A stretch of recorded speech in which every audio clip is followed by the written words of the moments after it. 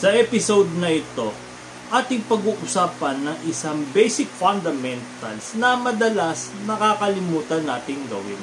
When it comes on business, leadership, and management, at idamay na rin natin yung KPI natin sa ating mga trabaho, napakahalaga at importanteng mag-establish tayo ng isang open line of communications for feedbacks and reviews, lalo na sa ating mga customers, clients, subscribers, followers, pati na rin sa ating mga colleague at kay bossing sa ating mga trabaho. Take note, hindi si Vic Soto ha.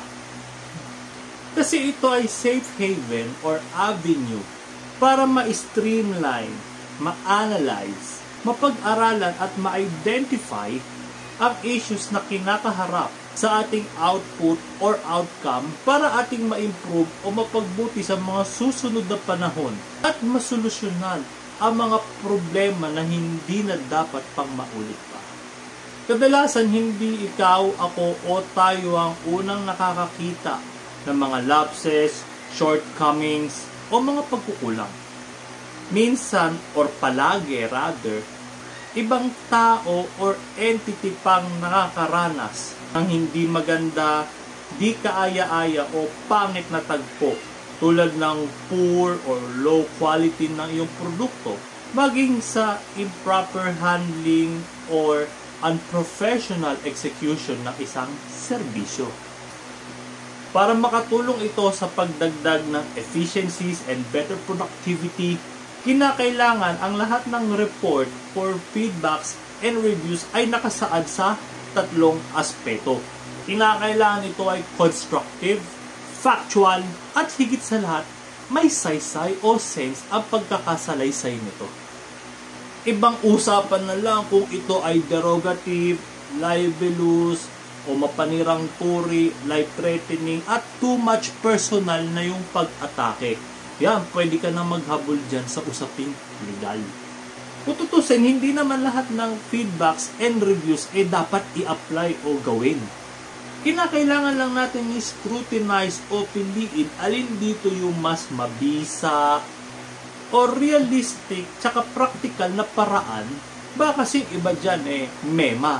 Para ma-apply natin ito for continuous improvement at ma-eradicate yung mga error, pati na rin yung bad practices, whether intentionally mo man yan nakukommit or sinasadya. Higit sa lahat, ang mga ganitong uri ng kritisismo ay dapat pinapakinggan, tinatanggap, at inuunawa with an open mind at bukas sa iyong puso. At wag na wag mong isusugarcoat ng iyong ego and pride. Naalala ko nga dati na nagpa-print ako sa isang computer shop decades ago. Yung dokumento na pinaprint ko, talagang mapusyaw, pangit yung pagkakaprint.